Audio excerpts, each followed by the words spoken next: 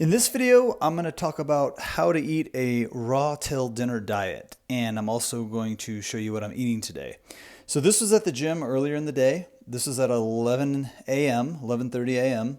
And if you're new to my channel, I have been eating a plant-based diet for over 10 years. I eat a lot of fruit in my diet, and I like to do strength training, running, working out, and I always do that fasted, and I practice intermittent fasting as well. So usually my workouts are around 11 a.m., sometimes noon, and I usually break my fast around 1 p.m., which was the case for today.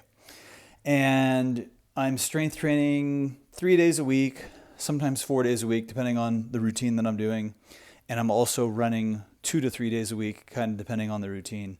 Usually have 1 to 2 days, usually 1 day a week is a rest day. So I recommend exercising for everyone and just do what you like. Now I broke my fast again when I got home from the gym around 1 p.m. And I started with fruit. I always usually start with fruit. It was a grapefruit, a sumo citrus, and a couple of bananas. And this is what it looked like after I peeled them.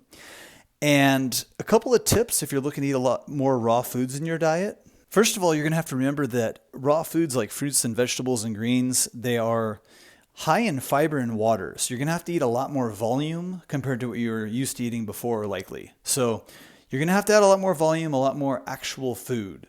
Also, you want to make sure that you're getting good fruit. So whatever's in season, whatever you can find, search around different grocery stores, farmers markets, and find sweet, tasty fruit. That's super important.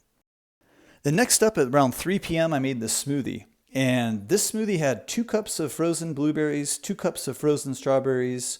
It had 2 bananas and some coconut water. So another great thing is to make smoothies because you can just, you can utilize frozen fruit like berries, which are great, and you can also utilize bananas. So I'm huge on making those type of smoothies.